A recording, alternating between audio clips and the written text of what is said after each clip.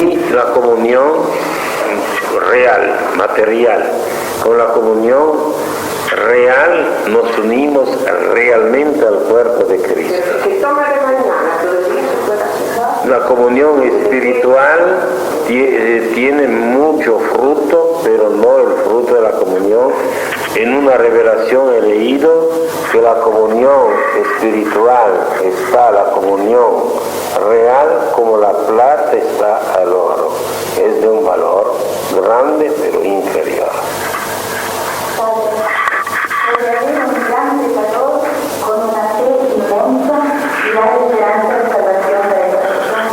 Esperanza de salvación hay también para los que no tienen fe. San Agustín dice, no hay más esperanza para el demonio, porque ya está decidido. Para los que han muerto en pecado mortal, para todos los demás hay siempre esperanza. La fe solo nos salva, pero cierto es que la fe es el principio de la salvación. La fe no basta.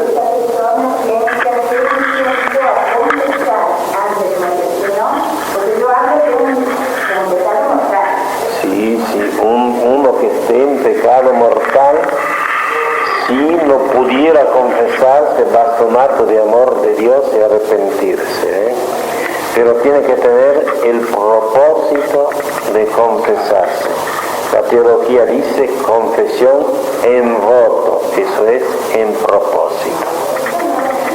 Cierto es que es mejor tener la fe, pero también para uno que no tuviera ninguna fe, no hay que desesperarse.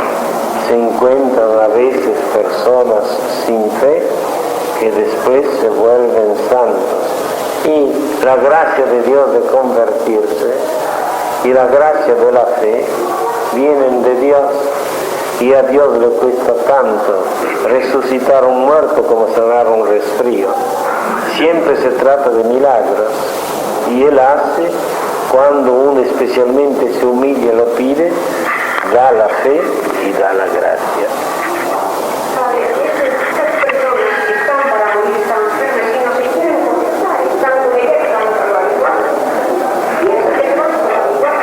Mire, ordinariamente desearía que no me pasara a mí esto. Nunca hay que desesperar, pero hay poco que esperar. Especialmente los que resisten a la gracia de Dios, hasta el último momento hay poco que esperar.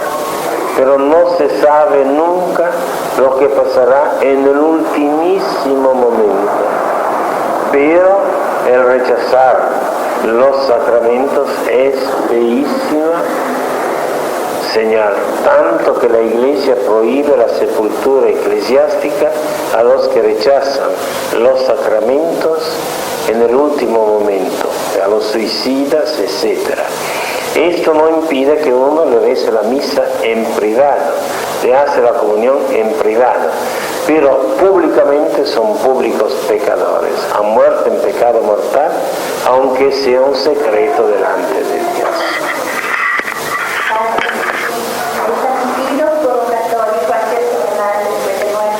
La cuestión de la quemación antes era indiferente, después se levantó como una bandera contra del catolicismo por la frase polvo eres, en polvo te volverás, y para esto la Iglesia lo condenó.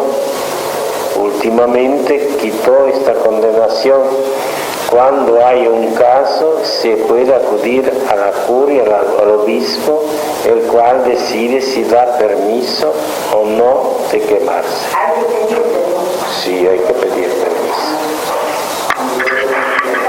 La única cosa importante es salvarse el alma.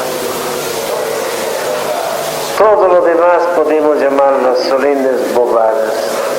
Morir con honor o deshonrado, con plata o sin plata, amado o odiado, con honores fúnebres o tirado en una zanja o comido por una fiera o aplastado por un tren, no tiene ninguna importancia. La única importancia que tiene es morir en gracia de Dios. Que cuando vamos allá, Jesús nos diga una de las dos cosas. Vete a lavar la cara y después viene al purgatorio. O si no, vení enseguida conmigo. Estas son la solución. Y por esto estamos acá, y por esto sentimos la misa, y por esto comulgamos, y por esto evitamos las pasiones, y por esto nos esforzamos para ser buenos, y por esto trabajamos para que sean buenos los demás.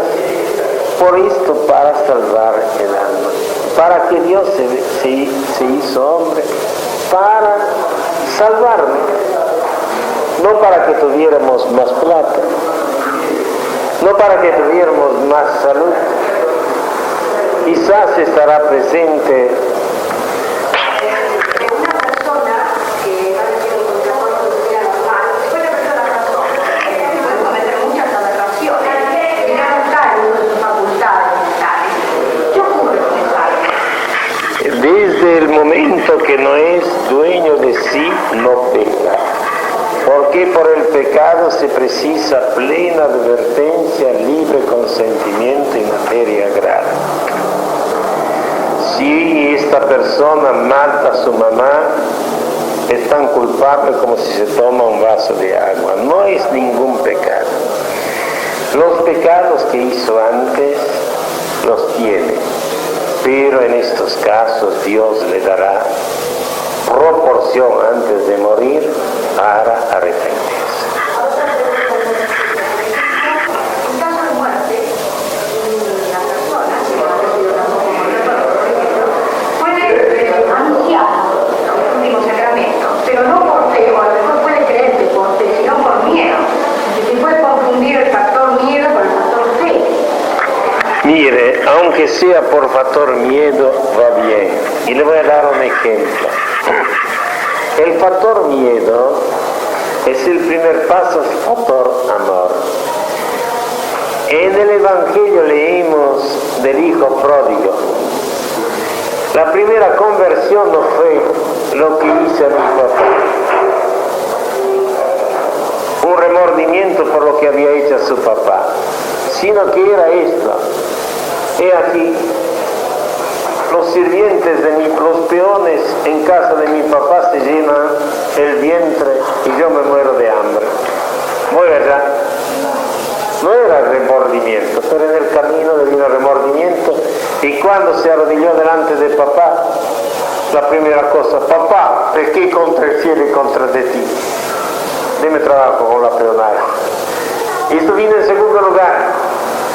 Luego, aunque sería más excelente el amor que el temor servil, Dios se sirve del temor servil para llegar al amor.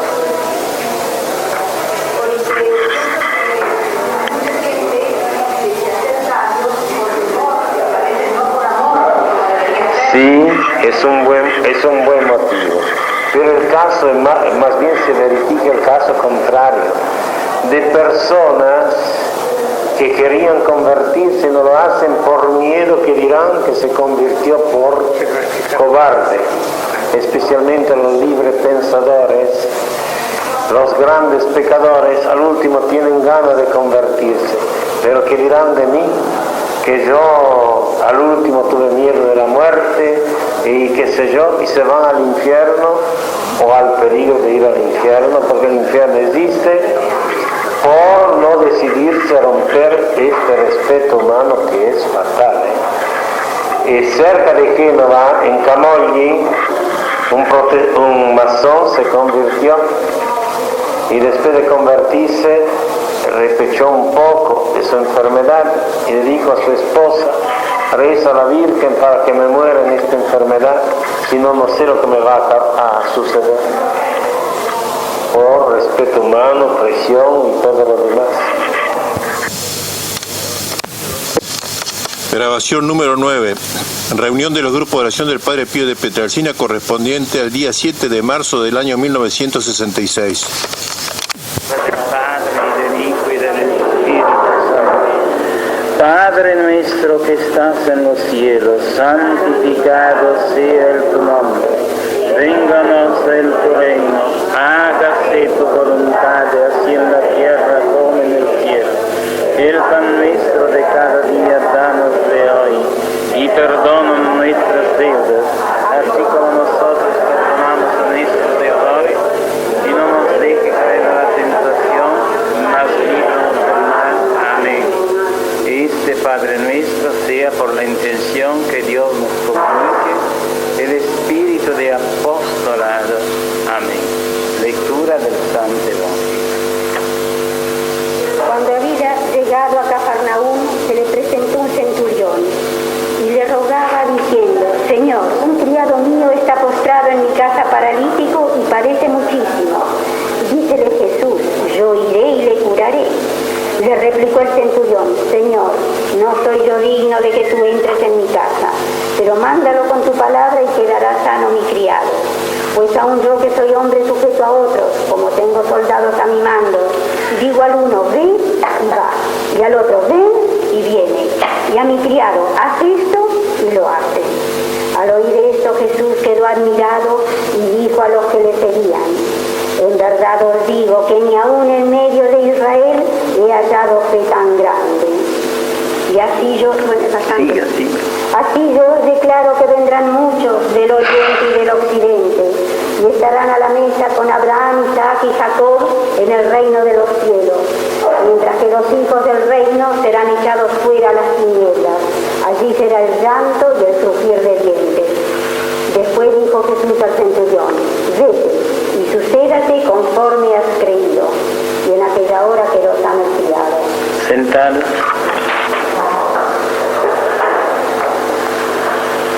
Esto no es una parábola, es un hecho histórico. Es un centurión, un hombre que manda 100 personas. Eso es un capitán de hoy. No era judío, luego era pagano. No eran de aquellos que adoraban a Yahweh, sino de los pueblos que adoraban los dioses Júpiter, Minerva, Venus, etc. Ha oído hablar de Jesús, va Jesús y le dice: tengo a un muchacho. Ahí lo traduce por criado, muy bien traducido, pero nadie impide que sea su hijo. Muchacho, tengo un muchacho paralítico, sufre mucho. Y Jesús le contesta: bueno, voy a visitarlo. No, se asusta, Yo soy un pagano, yo soy un gentil, yo no soy del pueblo de Dios, yo no soy digno que tú entres bajo de mi techo, pero con una fe enorme. Dime una sola palabra, mi muchacho se sanará. Yo soy capitán, digo a aquel soldado: ven, y viene, y al otro: marcha, y va. A mi atendente, a mi criado: haz esto, y lo hace. Tú eres Dios, manda y se hará. Jesús: pero yo tanta fe, una fe tan grande no la encontré en los hijos de Israel. La fe que encuentro en este capitán romano, en este pagano, en esto gentil. Anda y hágase lo que quieres. Y el muchacho se sanó en aquella hora.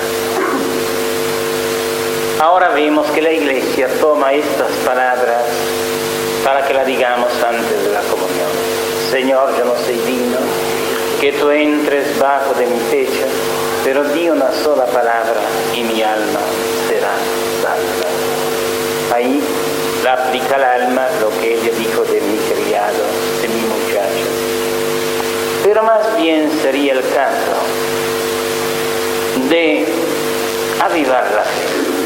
¿Sabéis por qué hay pocos milagros? Hay muchos, hoy hay muchos. Pero porque no hay tantos cuanto podría haber, por la falta de fe. Me escribió una hermana y la carta le contesté esta mañana. No digo quién es, pero podría decir quién es. me pidió la bendición en el hospital y yo le dije, tenga fe. Y la palabra tenga fe le hizo impresión. Un día tenía que ir a dar una conferencia y llovía cántaro. Dice aquí, en el camino de barro, la conferencia se fracasa.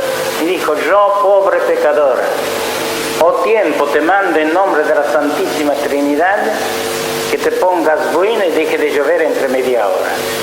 A la media hora dejó de llover y pudieron hacer la conferencia. No se hace así, Hizo mal.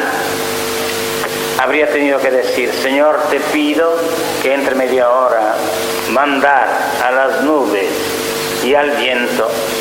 Ahí hizo mal. Pero fue tanta su fe que se cumplió al pie de la letra. Luego, no lo hagan nunca ustedes, pero sí pedir con verdadera fe, que es la que traslada las montañas. Y no se trata de fe en la Santísima Trinidad, en la Eucaristía o qué sé yo. No, se trata de la confianza que el buen Padre que está en los cielos nos dará lo que precisamos. Mucho más cuando lo pedimos por intercesión de la Virgen y de los santos. Miren que estamos en una época en la cual, interpretando pésimamente el Concilio Vaticano, se da poca importancia a los santos. El Vaticano dijo que hay que tener que venerar a las estatuas y cuadros de los santos y tenerlos en las iglesias. Dice únicamente que no sean demasiados, que no sean muchos. No dice que no hay que acudir a los santos, que no hay que acudir a la Virgen. Yo cuando preciso algo, acudo especialmente a la Virgen con un Ave María y 3, oh María concebida sin pecado, rogad por nosotros que recurrimos a vos. Y después acudo también por teléfono a este otro que me ayude y se acabó. Eso no es tener fe, eso es buscar un apoyo, una ayudita para alcanzar mejor.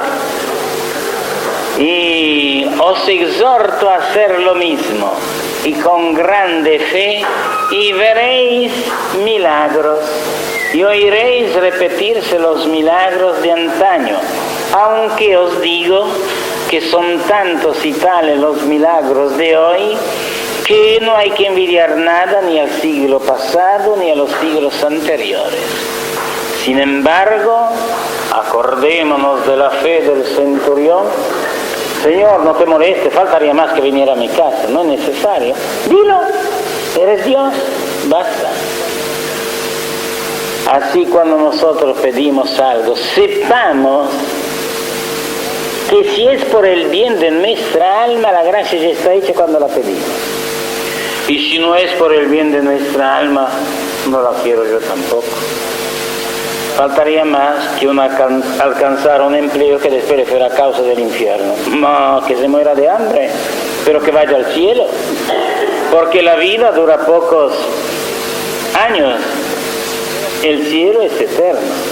Pero cuando es por el bien del alma, esto siempre sucede. El santo cura de Ars narra que a la tumba de San Martín, un ciego pidió la vista y la alcanzó, y después dijo, será por el bien de mi alma. Señor, si la vista me sirviera para daño de mi alma, que me vuelva ciego. Otro milagro, se volvió ciego. El milagro de ver antes, el milagro de volverse ciego después. Luego, no todas las gracias materiales son en favor. Al contrario, muchas veces un fracaso económico es lo que hace volver a Dios. Cuando uno le anda todo bien, no precisa de Dios. La iglesia, sí, va para el Tedeo, va para un difunto, pero para sí no precisa. Y el domingo ni por sueño. Pero cuando empieza a ir mal, sí que entonces uno va a la iglesia y reza. Esta desgracia material es una gracia espiritual. Conclusión de la breve explicación del Santo Evangelio: tengamos la fe del centurión y veremos los milagros que alcanzó el centurión. Y ahora una palabra, antes de ir a las preguntas, sobre lo que hemos dicho de ser apóstoles. La palabra apóstol viene del verbo apostello en griego, que significa envía. El Señor nos envía a todos nosotros, hombres y mujeres, viejos, de edad madura, jóvenes y niños, para ganar almas. Y a veces basta una palabra para hacer decidir un alma para el bien.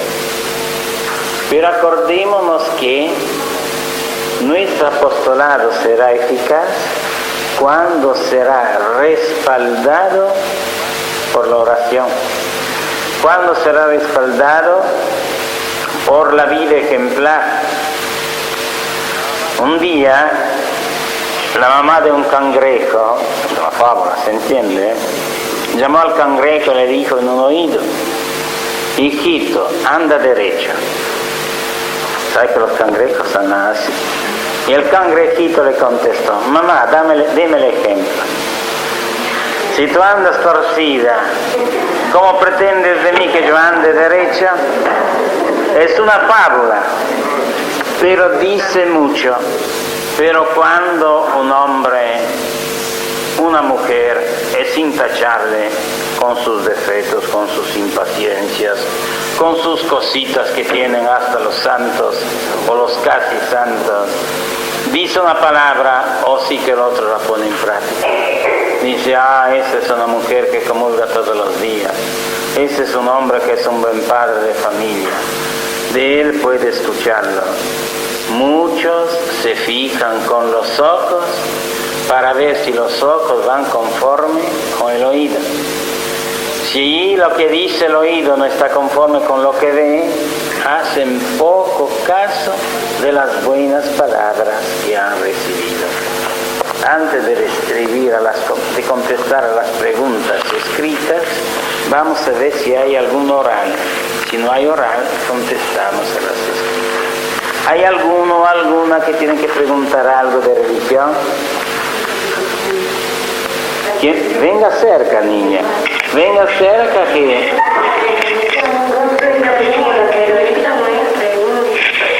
venga a contarlo, venga. Hable acá que todos oigan su voz. Ha sido soñado, padre, ¿no ha sido...? Sí, ¿qué le pasó? Y que yo, ¿cómo se llama? Me acosté un poquito a descansar por la siesta y me fui a Italia al Padre Pío y estaba en procesión y me dejó un lugar sin personal para que yo me acercara a besarle la mano. Y le besé la mano y después estaban vendiendo revistas, libros en colores y un chico dice, compre esta revista, digo, y yo sé poquito leer, digo, y tengo muchos libros, dice, no, ahí está la del Padre Pío. Ese es el sueño que yo tuve. Estuve en Italia. Los sueños,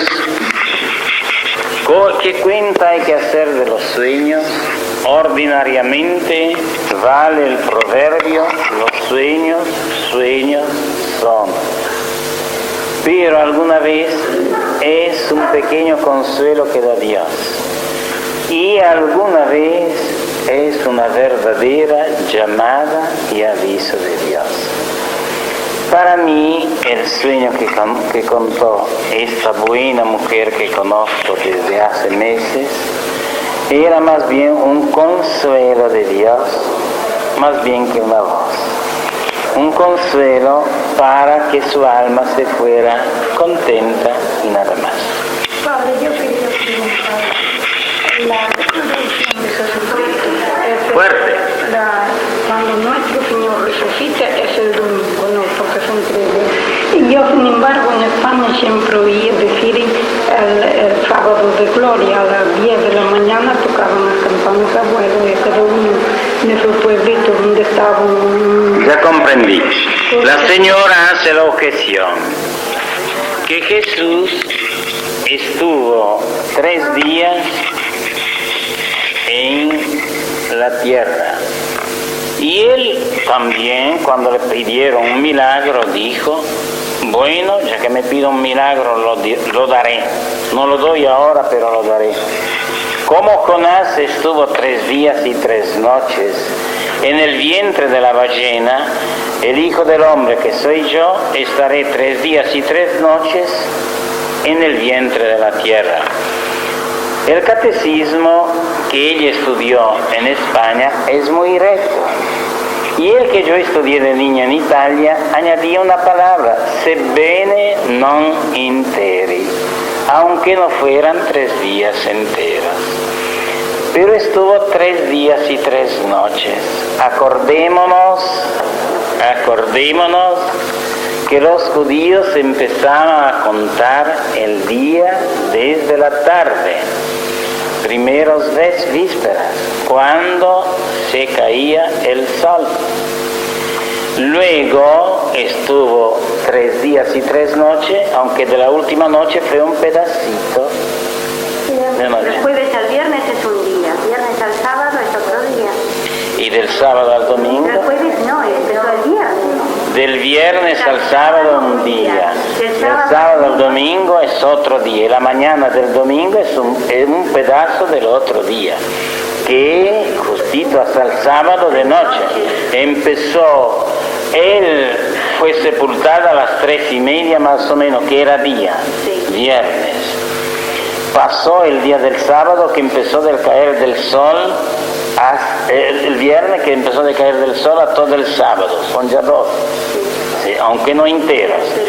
Del sábado a la mañana del domingo son 3, aunque no enteros. Las noches son las No noches enteras, pedacito. ¿Y por qué se llama el sábado de gloria? Bueno, se llama sábado de gloria porque es el sábado de la glorificación de Jesús, el cual ha recibido la máxima prueba de su divinidad, que ha sido la resurrección. Y noten que todos los apóstoles se basaban especialmente sobre la resurrección de Cristo para confirmar el cristianismo. Y cuando eligieron al apóstol que tenía que sustituir a Judas, dice, busquemos a uno que estuvo con Jesús desde el bautismo de Juan y fue testigo de su resurrección. Quería un testigo de su resurrección. Tanta es la importancia. No tarde que Jesús resucitó a lo menos 3 muertos, quizás muchísimos más. Pero de 3 muertos hay el relato detallado en el Santo Evangelio. Hay santos que han resucitado muertos. Santo Domingo, San Gregorio Taumaturgo, San Antonio, y dicen que uno que vive todavía resucitó muertos también. Luego, también, pero de nadie que haya resucitado a sí mismo. Yo puedo matarme, pero no puedo resucitarme. Jesús resucitó por fuerza divina, porque es Dios. Y ahora yo he ido a ver acá en Buenos Aires, en verdad que salió toda la... Un poco basta, porque objeciones así, si es una cosa muy importante, dígala. Sí. ¿Qué otra pregunta? No era para cortar lo que dice, ¿no? Pero para tomar el nudo de la cuestión ya lo hemos decidido. Ahora que en Buenos Aires ya han dicho, qué sé yo, son flores más bien que sustancias. Si no hay más nada, aquí me dan un papel. Léalo. ¿Se lo leo? Sí. Es de la primera epístola de San Juan. Todo aquel que nació de Dios no hace pecado, porque la semilla de Dios mora en él, y no puede pecar porque es hijo de Dios. En cuanto es hijo de Dios, en cuanto ama a Dios. No puede pecar, puede amar a Dios y caer en el pecado. No, en aquel momento deja de amar a Dios. ¿Comprendió? En cuanto, por ejemplo, el que está en gracia de Dios es hijo de Dios y no puede pecar. El momento que peca deja de estar en gracia de Dios. Yo veo los libros que vos allí en Mar del Plata. Siento. Bueno, a ver si hay otra pregunta. Haga alguna pregunta a algún hombre también. Venga acá cerquita. La persona que está, que dice divorciada, ¿no? Que si puede comulgar y confesar y le vale la multa. La persona divorciada, pregunta esta hermana, puede confesar y comulgar y le vale la misa. Hay casos que puede confesar y comulgar, en cuanto que le valga la misa es otro asunto. A la misa no la deje nunca, por divorciado que sea, no deje nunca el rosario, no deje nunca las 3 Ave Marías. Haga el poco de bien que puede, aunque esté mal, para alcanzar el perdón y la misericordia de Dios. ¿Cuándo es que a un divorciado yo le puedo dar el perdón, la absolución y la comunión? Y hay uno que por voluntad del otro hizo el divorcio, se divorció, no iban de acuerdo, se escapó, se divorció. Además, él está arrepentido y hace de todo para unirse otra vez con la parte con la cual lo ha unido Dios, y la otra o el otro no quiere saber nada, no solo se casó con otro, y es la parte buena, digamos así, vive castamente. Entonces, ¿por qué negarle la solución? Si un divorciado se casa con otro, basta la lectura del Evangelio que dice claramente que mecatur, que significa esta persona vive en pecado de adulterio, y se acabó el asunto. Si yo hablaba de un divorciado, no de un casado divorciado.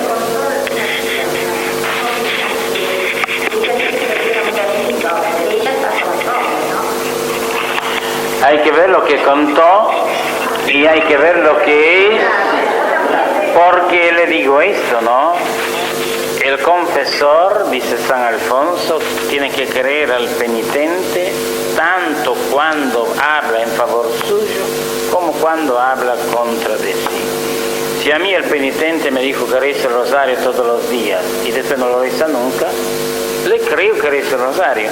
Se me dice que ha matado a 5 hombres, le creo también porque me lo dice él. Por esto se llama tribunal de misericordia, pero secreta. El único acusador es el que se confiesa. Es acusador y testigo.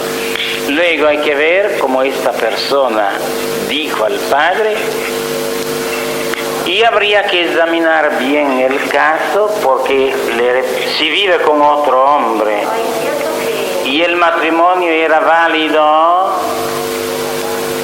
ni el Papa puede dispensar, ni el Papa. Desde que existe la Sagrada Rota, que es la que declara nulos los matrimonios, no anuló ningún matrimonio, declaró nulos, no anuló. Por ejemplo, si 2 se casan con el pacto, mire, de aquí a 3 años y nos separamos, es inválido porque el matrimonio es para toda la vida. Cuando quieren separarse van a decir que han dicho eso, y es cierto, y si no es cierto, pero peor para aquellos que lo dicen, y es cierto, el matrimonio era de veras nulo. Hay un caso, ustedes conocen a lo menos una de las 2 personas, pero yo lo sé, extra y todo esto, eran parientes de un parentesco tal que era bien inválido el matrimonio. Después de varios años empezaron a ir de acuerdo y empezaron a saber también que su matrimonio era inválido. Bendijeron los 2 a Dios. La Sagrada Congregación de la Rota no precisó tantos exámenes, bastaban los papeles de la municipalidad, que eran parientes del tal grado, inválido el matrimonio, los dos hacen su comunión, creo, uno hace la comunión todos los días, la mujer no lo sé, y bendigan a Dios, porque aunque hayan tenido hijos, no importa, el matrimonio no lo hacen los hijos, lo hacen el sacramento. ¿Y otra pregunta?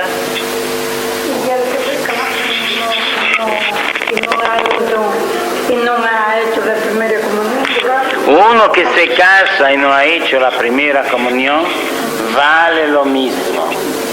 Vale también con las debidas dispensas el matrimonio de un católico con un protestante, con un judío, con un mahomedano. Se va y se explica la cosa bien al párroco y se escucha su sentencia, él sabe lo que dice. ¿Qué otra pregunta?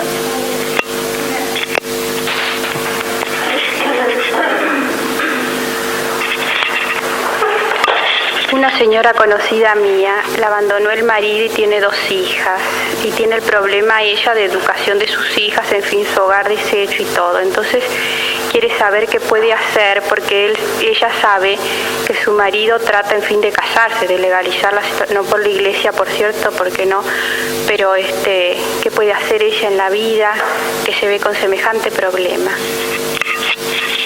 En realidad, lo que tiene que hacer su esposa es volver a la esposa. El matrimonio es uno solo. Si ella, pobrecita, ha recibido esta desgracia, que se tiene que llamar auténtica y gravísima desgracia, lleve su cruz con paciencia. El otro día volvía de Córdoba y al lado mío había un anglicano. Era anglicano de religión y de nacionalidad canadiense. Y él me dijo: padre, no se imagina los desastres que hay en Norteamérica por los divorcios. Yo, aunque anglicano, estoy contrario porque se deshace toda la familia. Los hijos saben de quién son, conocen al padre y a la madre, tienen que elegir o al uno o al otro o a la otra y no a los dos. Y eso se sucede a veces 3, 4, 5 veces y lo hacen con publicidad. Es un escándalo espantoso.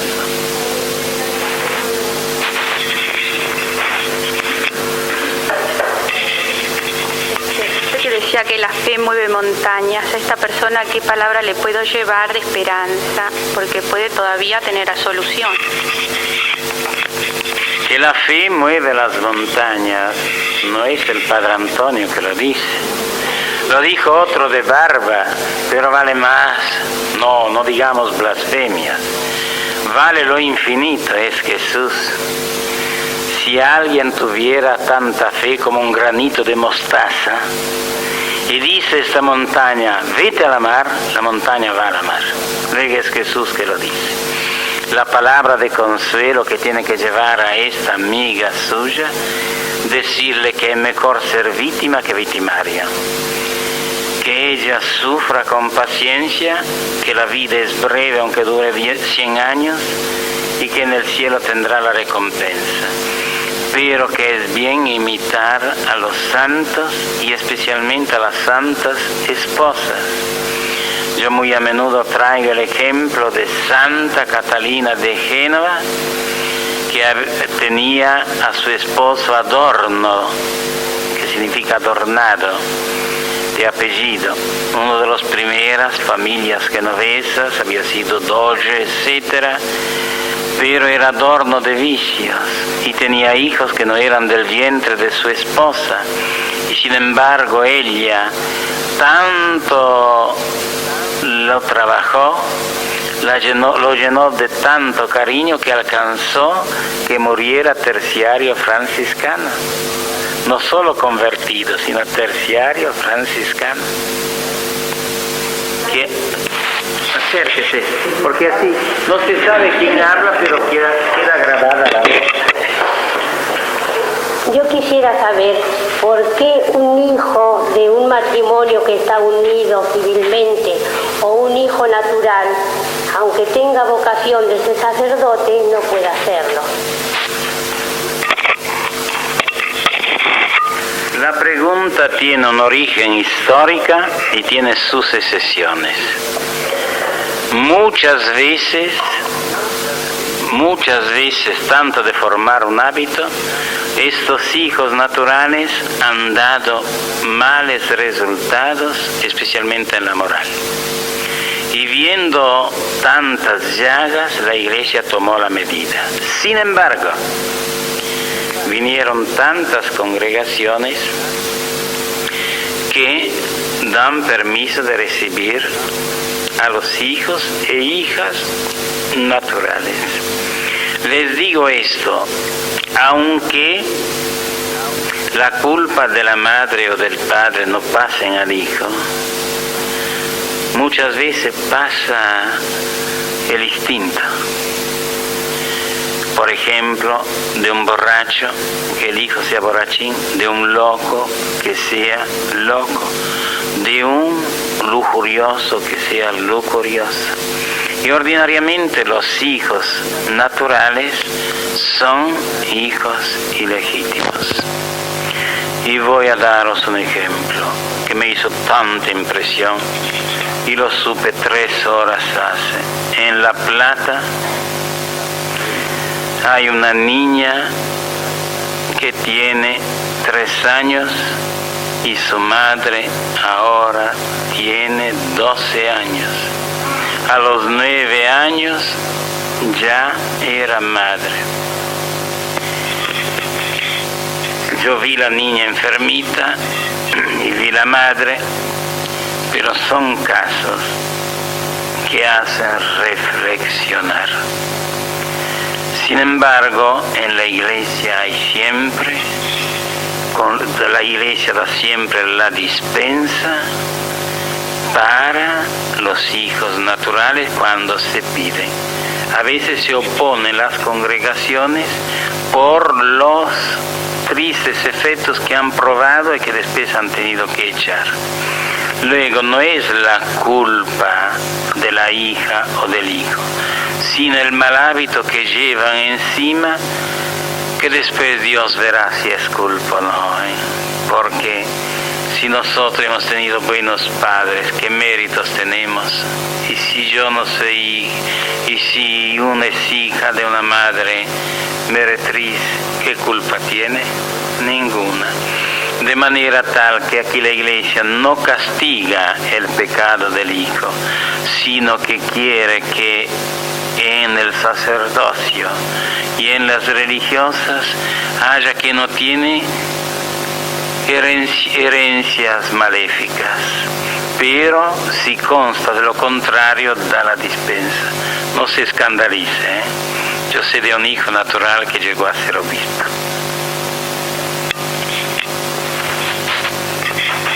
Padre, si nuestro Padre Francisco creó la tercera orden para nosotros, los laicos, los seglares, los casados, ¿por qué hay tantas congregaciones de monjas, verdaderas monjas, terciarias franciscanas, terciarias capuchinas? Muy bien, ve que mientras vamos adelante se recogen los peces que están en medio de las dos redes y caen en el bolsón y se saca una buena pesca. Terciario significa que no es ni primario ni secundario. Terciario. Primario, frailes, con los 3 votos de pobreza, castidad, obediencia, noviciado, profesión simple, solemne, etc. Secundario, monjas con sus votos simples, solemnes y ordinariamente de clausura. Creo que todas de clausura. Después hay hermanas también con los votos simples, no solemnes, yo no recuerdo ninguna que tenga solemne, que son terciarias. Cuando el Papa Juan XXIII, creo que oyeron hablar de él alguna vez, reunió a los 5 generales de la orden franciscana, observantes, conventuales, capuchinos, terciarios, dije 5, me equivoqué, son 4. A los 4 generales empezó con estas palabras: yo soy José, vuestro hermano. Era José, son las palabras que dijo José cuando se manifestó a los hermanos en Egipto, que lo habían vendido, después de haber meditado de matarlo. ¿Por qué? Porque también el Papa y casi todos los papas desde San Francisco son franciscanos. Y hay un caso muy extraño de un papa que se hizo terciario franciscano después de ser papa. De manera tal que la explicación es esta: las hermanas no son monjas, por lo tanto son hermanas terciarias. Las monjas, las damas de San Damián, con todas sus ramificaciones, son monjas devotos solemnes, luego son de la segunda orden. ¿Qué otra pregunta? Miren, niñas, tengo de veras ganas de hablar. Por ejemplo, un libro que leímos, que uno dice, padre, quiero bautizarme. Si usted habla de religión, no. Y por ejemplo, solamente es bautizar. Sí, esto se lee de varios casos